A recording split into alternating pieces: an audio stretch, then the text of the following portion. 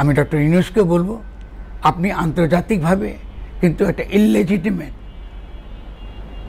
সংবিধান লঙ্ঘনকারী ব্যক্তি হিসেবে হাজির হবেন, যদি না আপনি এক্ষুনি এই মুহূর্তে নিজেকে গণ অভ্যুত্থানের প্রধান হিসেবে, গণ অভ্যুত্থানে জনগণের যে সার্বভৌম ইচ্ছা প্রকাশিত হয়েছে সেই ইচ্ছার অধীন আপনি কোনো সংবিধানের, কোনো পুরানো প্রেসিডেন্টের আপনি অধীন নন। ডক্টর ইউনূস, আমাদের এই কথা আপনি দয়া করে খাতায় লিখে রাখবেন। যদি এটা ব্যর্থ হন, এই ব্যর্থতার দায় কিন্তু আপনাকে গ্রহণ করতে হবে, পরিষ্কার কিন্তু আপনাকে গ্রহণ করতে হবে। আমি আপনাকে প্রথম থেকেই বলছি, আমরা 100 ভাগ যারা কাজ করছে, আমরা 100 ভাগ আপনার পক্ষে আছি। কিন্তু আপনাকে বুঝতে হবে, আন্তর্জাতিকভাবে আজকে ভারত যে কৌশলটা অবলম্বন করেছে সেটা হচ্ছে এই সরকারকে ইললেজিটিমেট, সাংবিধানিকভাবে অবৈধ ঘোষণা করা। এর যে প্রাথমিক চেষ্টাটা আমাদের বিচারকরা, আগের যে বিচারকরা করার চেষ্টা করেছে, এবং সেটা আমাদেরকে নস্যাৎ করে দিতে পেরেছে। কিন্তু বিপদ কিন্তু শেষ হয় নাই। সমস্ত বিচারকরা আদালতে যারা এখন আছে, যতক্ষণ পর্যন্ত না আমরা তাদের সম্পর্কে পূর্ণভাবে না জানছি, যেমন ফ্যাসিস্ট হাসিনার ফ্যাসিস্ট সংবিধানের কাছে গিয়ে ফ্যাসিস্ট যে রাষ্ট্রপতি, তার হাতে শপথ গ্রহণ করার জন্য আমরা তাকে বাংলাদেশে ফেরত আনিনি, তার নাম প্রস্তাব করা হয়নি। আমি এটা ডক্টর ইউনূসকে অত্যন্ত বিনয়ের সঙ্গে এটা তাকে উপলব্ধি করতে বলবো। তিনি যদি এই বিষয়টা আরও ভালো করে বুঝতে চান, আমি অত্যন্ত আনন্দের সঙ্গে তার সঙ্গে কথা বলে ব্যাপারটা পরিষ্কার করার চেষ্টা করবো। কিন্তু এবার ডক্টর ইউনূসের প্রতি গুরুত্বপূর্ণ কিছু তথ্য তুলে ধরেছেন ফরহাদ মাজহার, তিনি একজন রাজনৈতিক বিশ্লেষক। তিনি বলেছেন এই রাষ্ট্রপতিকে পদত্যাগ করে তাকে রাষ্ট্রপতি নেওয়ার জন্য, কারণ যে কোনো মুহূর্তে এই রাষ্ট্রপতি নাকি পোল্ট্রি মারতে পারে। কিভাবে পোল্ট্রি মারবে? এবং তিনি ইঙ্গিত করে বলেছেন, যেইভাবে প্রধান বিচারপতি এই সরকারকে জুডিশিয়ালি কু করার চেষ্টা করেছিল, ঠিক তেমনিভাবে এই রাষ্ট্রপতি কিছু একটা করতে পারে। ফরহাদ মাজহারের আলোচনা খুবই গুরুত্বপূর্ণ, এবং তার এই আলোচনা আমি মনে করি এই নতুন সরকারের জন্য মেনে নেওয়া খুবই গুরুত্বপূর্ণ।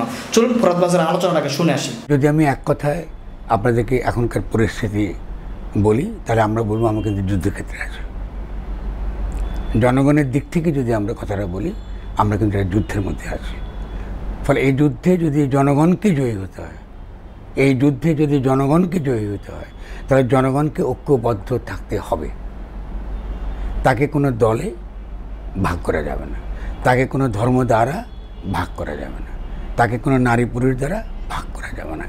খেয়াল রাখেন, এই যে গণবিদ্রোহ, গণ অভ্যুত্থানের ক্ষেত্রে যারা ভূমিকা রেখেছে, তারা প্রত্যেকেই হয়তো বা কোনো না কোনো দলের সদস্য, অথবা তারা কোনো রাজনীতির জীবনে করেন নাই।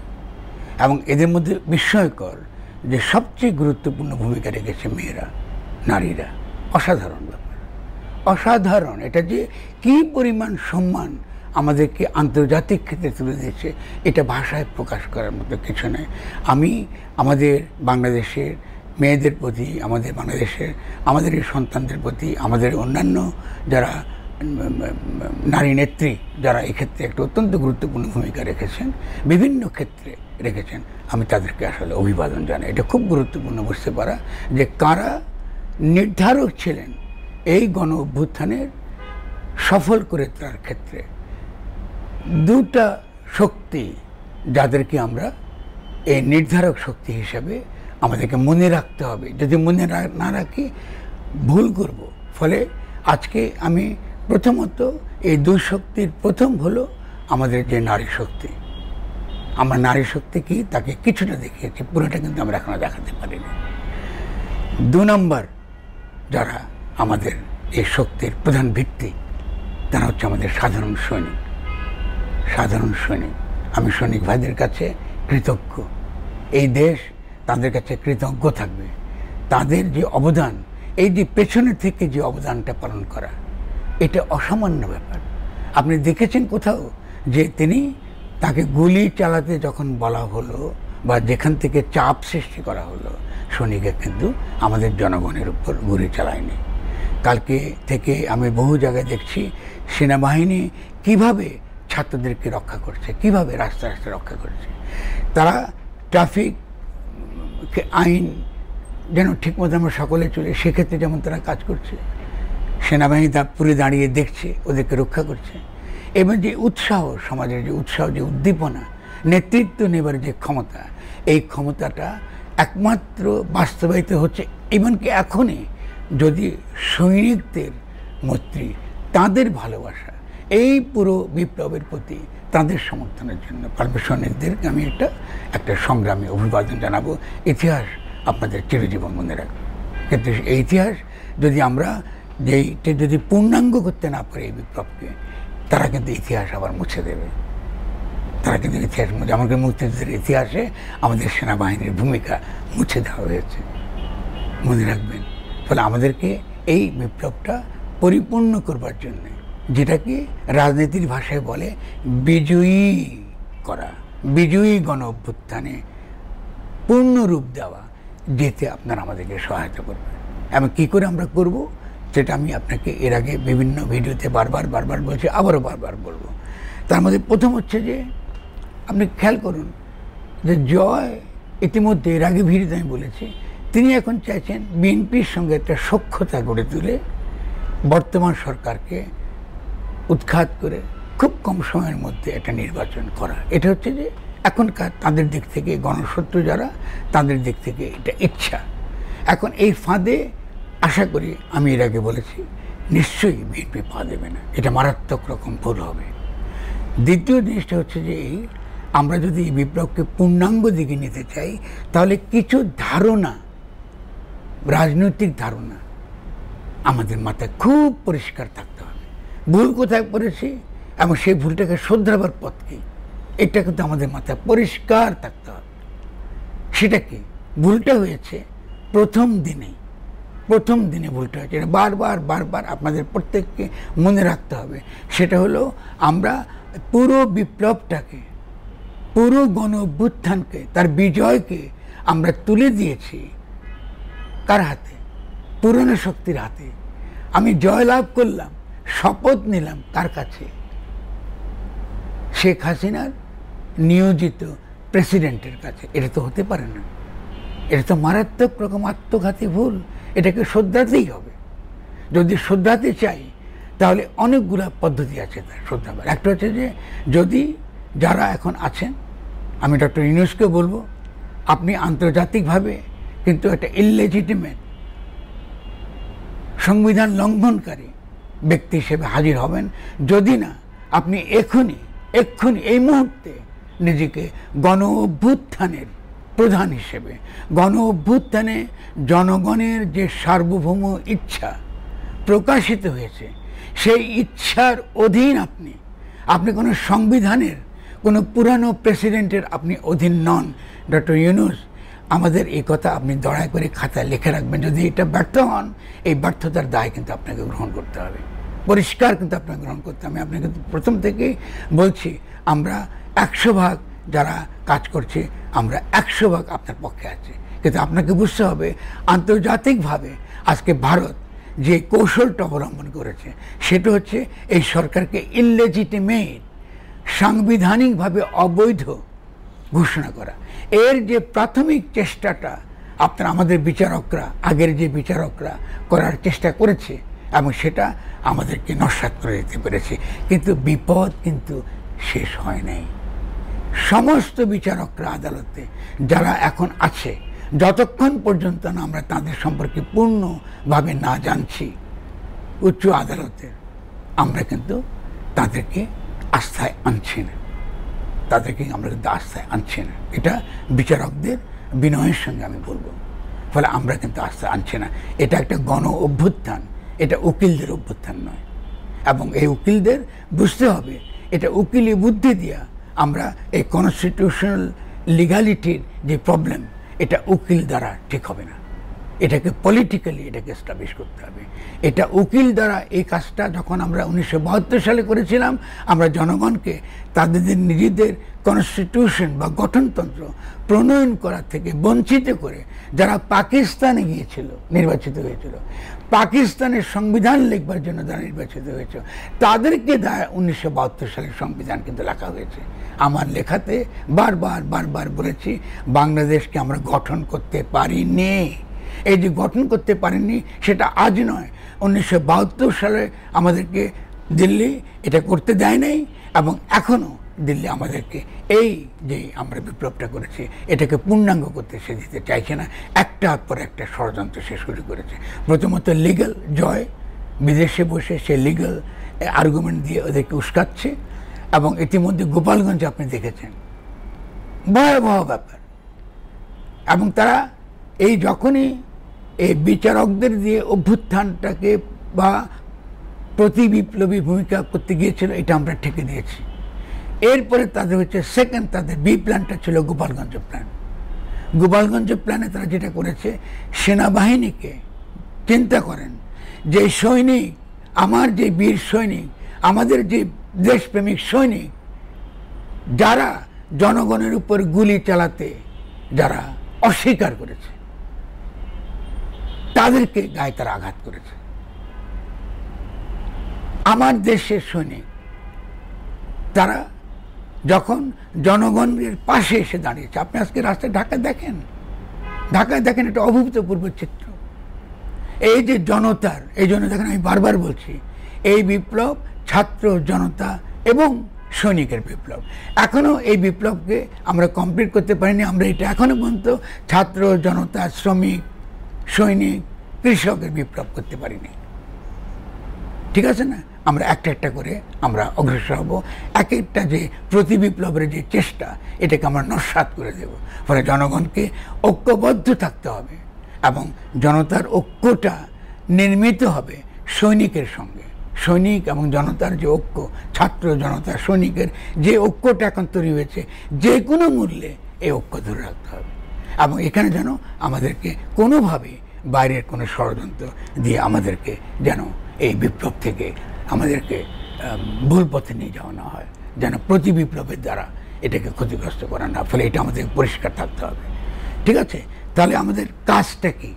হ্যাঁ, একটা আমি বলবো আইনি ধারণা, বা আমরা বলতে পারি কনসেপচুয়াল, অসুবিধা নেই, তত্ত্বগত ধারণা। আর এটা হচ্ছে প্র্যাকটিক্যাল, এটা কী করে করা যায়। কনস্টিটিউশনালে যদি ঘাটতি যখন ঘটে গেছে, এই ঘাটতি পুরাবার একমাত্র পথ হচ্ছে ডক্টর ইউনূসকে হয় শহীদ মিনারে, অর্থাৎ তিনি যেভাবে তিনি মনে করেন তার জন্য কমফোর্টেবল, তাকে অবশ্যই গণ অভ্যুত্থানের প্রতি আনুগত্য স্বীকার করতে হবে। যতক্ষণ পর্যন্ত তিনি গণ অভ্যুত্থানের প্রতি আনুগত্য স্বীকার না করছেন, তিনি কিন্তু এই যে আজকে ভারত যে ক্যাম্পেইন শুরু করছে, তিনি কিন্তু সংবিধান লঙ্ঘনকারী একজন ব্যক্তি। আমি কিন্তু এটা আপনাকে অত্যন্ত বিনয়ের সঙ্গে, আগামী দিনে যে আপদ আসতেছে একটার পর একটা, সে আপদকে আমরা মোকাবেলা করবার শক্তি আমরা আপনার হাতে দিয়েছি তুলে। আপনি যেন আমাদের সঙ্গে কোনোভাবে বিশ্বাসঘাতকতা না করেন। এবং সেইটা কিসের ভিত্তিতে হবে? যখন আপনি আনুগত্য নেবেন জনগণের কাছে। এখন জনগণের কাছে আনুগত্য নেবার অর্থ কী? অর্থটা হচ্ছে খুব সহজ, সার্বভৌম ক্ষমতা জনগণের। ঠিক আছে? যে ধারণা আপনাদের কাছে, জনগণের কাছে, ভাইয়েরা বোনেরা, আপনাদের কাছে স্পষ্ট হতে হবে, সেটা হলো সার্বভৌম ক্ষমতা জনগণের, মালিকানা না। ঠিক আছে? আমরা দোকানে বেচা বিক্রি করতেছি না, জমি বিক্রির ব্যাপার না। ঠিক আছে? এরাই কি বলে জনগণ মালিক। এসব তামাশা কতদিন করবেন? উকিলি তামাশা। জনগণ মালিক বলবেন আর সব করবেন আপনারা। তো গত এই যে 1972 এর মধ্যে কী হচ্ছে বাংলাদেশ? তো এইসব তামাশা করবেন। জনগণ মালিক ফালিক বলে কথাটা নাই। জনগণ সার্বভৌমত্ব, যে ক্ষমতা, জনগণের যে সার্বভৌমত্ব ক্ষমতা, কেমন ইংরেজিতে বলে পপুলার উইল বা পপুলার সভারেন উইল, জনগণের সে সার্বভৌম ইচ্ছা, সেটা আমরা দেখেছি। সে সার্বভৌম ইচ্ছার প্রতিনিধি হিসেবে ডক্টর ইউনূসকে বাংলাদেশে আনা হয়েছে। কেমন ফ্যাসিস্ট হাসিনার ফ্যাসিস্ট সংবিধানের কাছে গিয়ে ফ্যাসিস্ট যে রাষ্ট্রপতি, তার হাতে শপথ গ্রহণ করার জন্য আমরা তাকে বাংলাদেশে ফেরত আনিনি, তার নাম প্রস্তাব করা হয়নি। আমি এটা ডক্টর ইউনূসকে অত্যন্ত বিনয়ের সঙ্গে এটা তাকে উপলব্ধি করতে বলবো। তিনি যদি এই বিষয়টা আরও ভালো করে বুঝতে চান, আমি অত্যন্ত আনন্দের সঙ্গে তার সঙ্গে কথা বলে ব্যাপারটা পরিষ্কার করার চেষ্টা করবো। কিন্তু দয়া করে ঠিক সময়ে যদি আমরা ঠিক সিদ্ধান্ত না দিই, আমরা কিন্তু মারাত্মক রকম ভুল করব।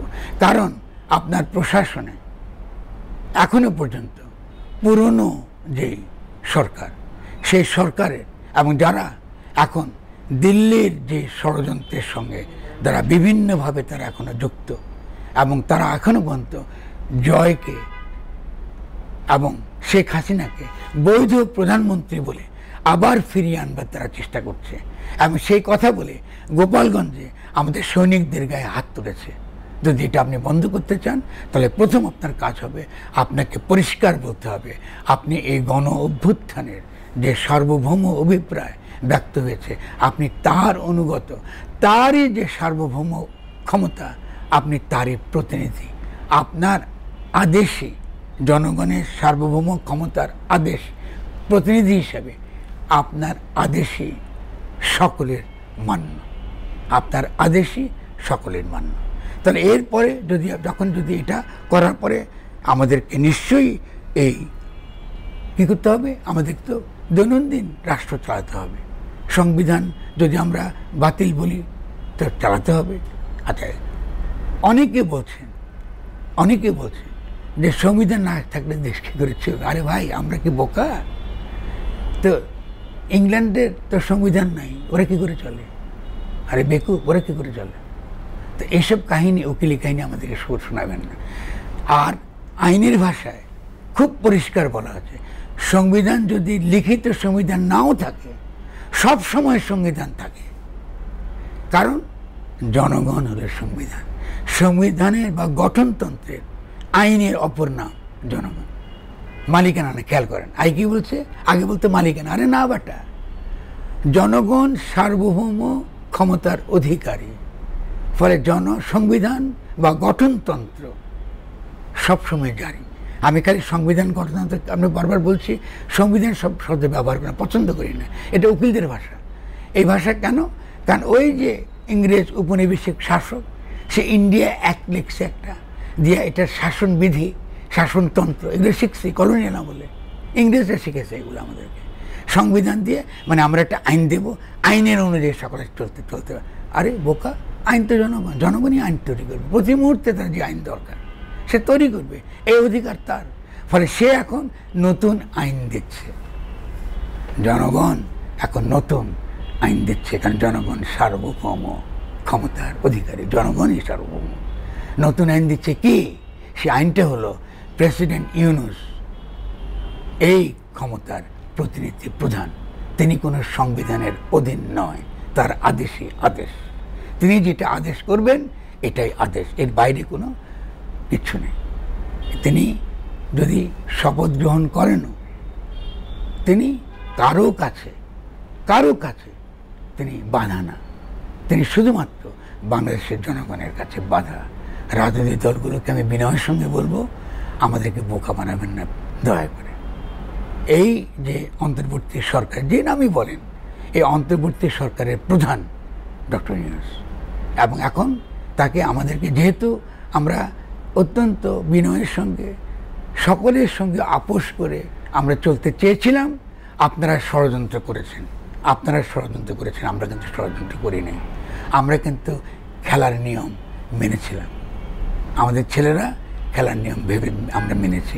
ভাববেন না যে যেসব ছেলেদেরকে আমরা গত 15 বছর ধরে বিভিন্নভাবে তৈরি করেছি তারা গাধা,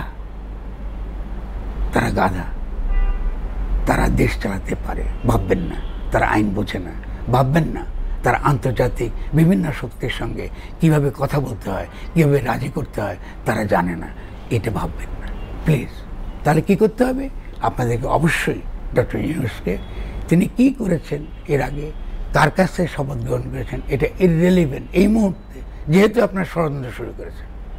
তিনি যেটা আদেশ দেবেন এটাই আদেশ। ফলে আমাদের কাছে তিনি এখনো পর্যন্ত গণ অভ্যুত্থানের প্রতিনিধি, অতএব তিনি জনগণের সার্বভৌম ক্ষমতার তার হাতে।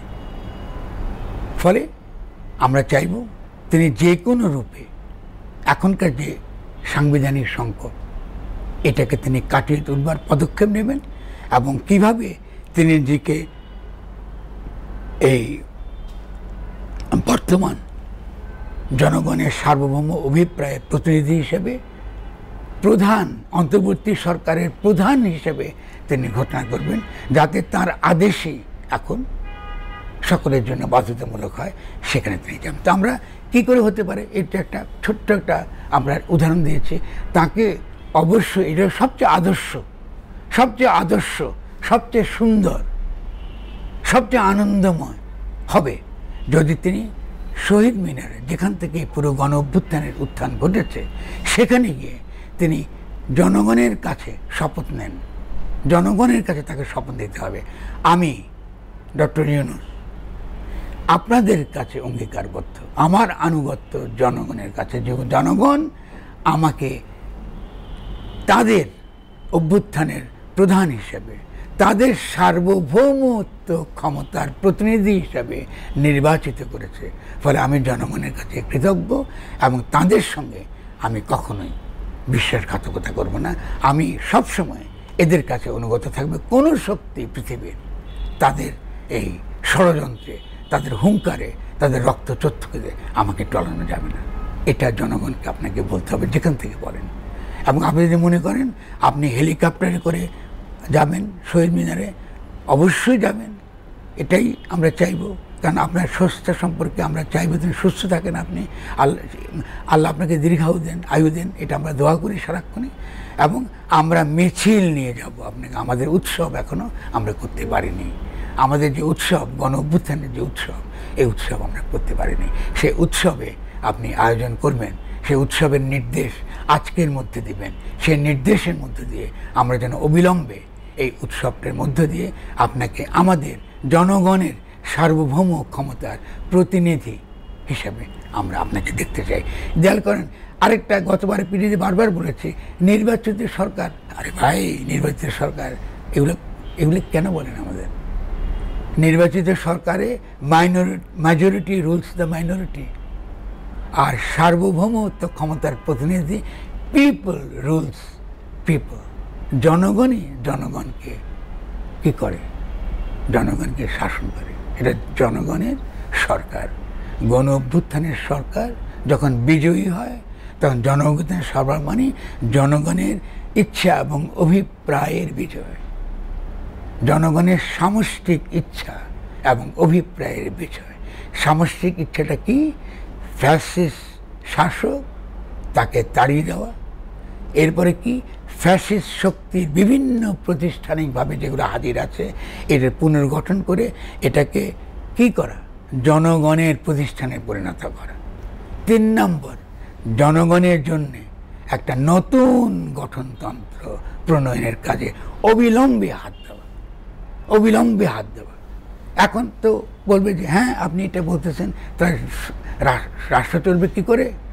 খুব ছোট্ট ফর্মুলা, মোটো কঠিন না, খুব ছোট্ট। আরও অনেক যুক্ত করতে পারে। আমি মূল জায়গাটা বলছি, শুধুমাত্র ডক্টর ইউনূস বলবেন যে এখন যেভাবে চলছে সেভাবে চলবে।